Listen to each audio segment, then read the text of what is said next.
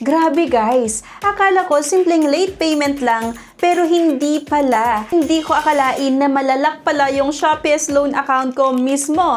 So imagine mo mga ka-interview ha, may available limit pa ako na 11,800 pero hindi ko na siya ma-withdraw. So ayan, kung mapapansin nyo, may nakalagay pa na, sorry, your account is currently locked due to security issue. Pero teka, diba? Cleared naman na yung latest repayment ko I mean, bayad na talaga ako. Wala na akong babayaran sa kanila. Pero yan yung lumalabas.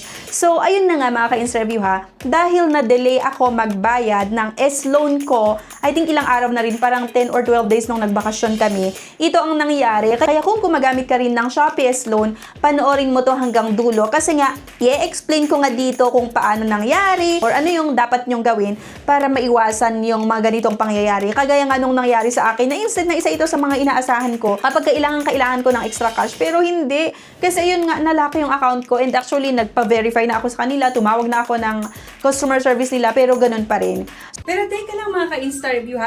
Ngayon dahil tag-ulan na at uso ang brownout, minsan inaabot ng 1 to 3 days, kailangan mo ng Orasure OL100 Pro power bank na may 100,000 mAh.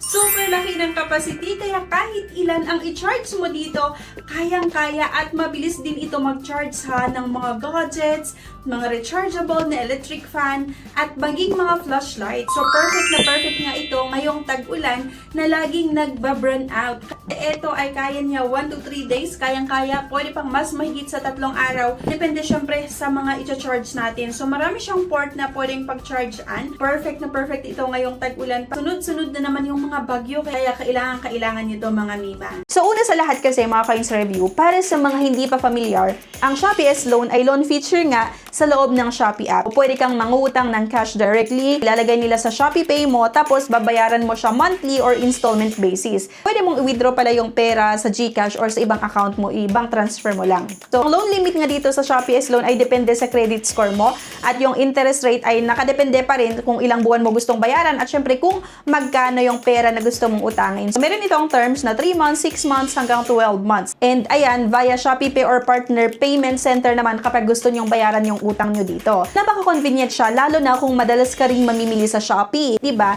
Pero may catch. And once na madelay ka ng payment, pwedeng maapektuhan hindi lang ang credit score mo, pati ang buong account mo mismo sa S-Loan. So, naloka talaga ako dito mga ka-interview kasi akalain mo yon 11,800. Inaalagaan ko tong Shopee account ko na to pero ganun yung nangyari. Late ako na nakabayad ng Shopee S-Loan ko.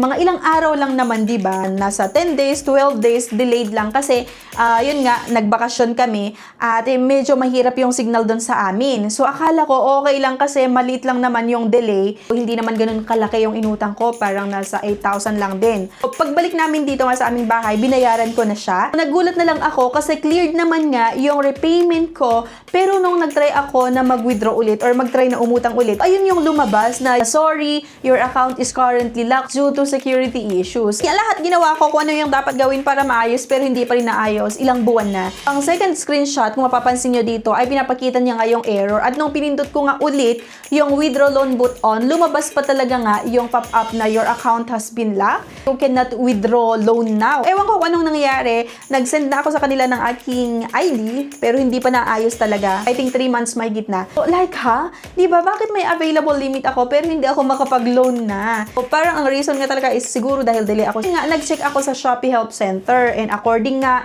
sa support nila, kapag na-detect nila na may security issues daw, pwede nilang ilak muna temporarily ang account mo. Usually, nangyayari daw ito kapag ang una, nagkaroon ng delay sa pagbabayad or medyo matagal daw na hindi ka nakakabayad.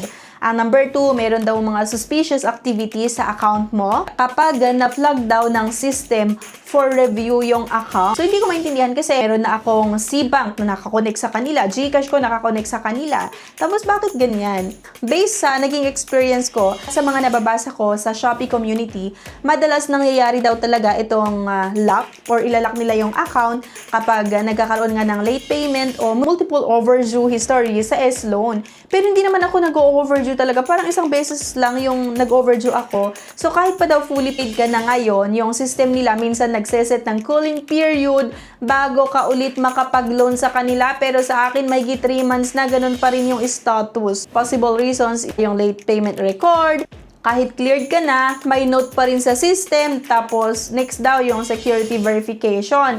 Baka kailangan mong mag-verify ng ID or email. So, nag-upload ulit ako ng ID sa kanila, pati email ko. Lahat-lahat inayos ko. So, meron daw kasing Shopee algorithm freeze kapag bigla kang nag-loan ng malaki after delay. Yung account review mode daw ay ginagawa nila ito para i-check, diba, kung reliable borrower ka pa. Ang downside lang is that wala silang specific time kung kailan mawawala yung lock. Sa akin nga, ilang buwan na. Mag-3 buwan mahigit. Hindi ko alam kung ilang billing cycle pa bago bumalik yung access. Yun sa S-Loan nga. Siguro may mga iba na naka-experience din ng ganito. So, sana i-comment nyo naman para mabasa ko din. Kasi talagang nagtataka pa ako hanggang ngayon. And ang una kong ginawa nga mga ka-interview, nag-message ako sa Shopee Customer Service sa chat mismo ng app. And yun nga, para makapag-message kayo, go kayo mismo sa Shopee app. And may nakalagay na me, tapos chat with Shopee. Select nyo nga lang yung S-Loan under Shopee Pay Service. Explain nyo nga yung issue. And yun nga din yung ginawa ko. Like, hi Shopee, my S-Loan account is locked due to a security issue. Ganyan, I already cleared my last repayment. Can you please check and help? Diba? Yung mga pa-eme-eme di unlock my account. Ang sabi naman nila, igagawan ng paraan. Pero higit 3 months na, wala pa rin nangyayari. After ko mag-report, and sinasabi nila na ipapa-forward daw nila sa S-Loan team. Sabi nila, within 5 to 7 working days daw, bago ma-review. Pero ilang buwan na, wala pa rin nangyayari. Nagsawa na rin ako na mag-message sa kanila, message sa customer service nila. So ngayon nga, waiting mode muna ako, ewan ko kung babalik pa o hindi. Pero habang nakalock pa yung account ko, natutunan ko talaga mga ka-ins review na dapat never madelay sa Shopee S-Loan payment ng matagal or ilang araw. Siguro 1 day, 2 days, pwede pa siguro. Pero parang hindi maganda na medyo matagal na madelay tayo sa ating pagbabayad. And siguro yun din talaga yung pagkakamali ko, no? Always pay on or before your due date nga. Turn on reminders sa mga Shopee Pay or GCash. Avoid changing devices frequently. Pama-flag sa security system. Yun din siguro yung nangyari sa akin kasi nag-iba ako ng phone. So, keep Shopee Pay verified and active lang mga ka-ins review and don't apply for multiple loans na sabay-sabay. Remember, kahit maliit na delay lang, malaking impact na yan sa credit record mo, pati sa access mo nga sa future loans sa kanila. So far sa ibang loan apps naman, like nga GCash G-Loan, nakakautang pa rin ako kahit nagkaroon ako ng delay. Itong Shopee lang talaga yung nagka-problema ng ganon. Ayun na nga guys, lesson learned talaga. Hindi porket may available limit ka, automatic na pwede kang mag-loan, di ba, sa Shopee S-Loan. Ewan ko sa mga iba. Pero once na malakas ang S-Loan mo, talagang kailangan ng mahabang patience. Kaya nga mga ka-ins review, kung gusto nyo pa ng mga real experiences vlog gaya nito, lalo na nga tungkol sa mga legit loan apps tulad ng Shopee S-Loan, yung G-Loan, maging sa BillEase, yung Maya, at iba pa, don't forget nga to like, subscribe na rin kayo, at huwag nyong kalimutan na i-click yung bell icon or notification bell dyan sa baba para maging updated kayo sa mga susunod na videos natin. Again, mga ka-ins review, always remember na utang responsibly and learn from every delay. Kasi nga, minsan yung late payment mo, pwedeng maging reason, di ba, para malock ang buong account mo. Thank you for watching at see you sa next video. Bye!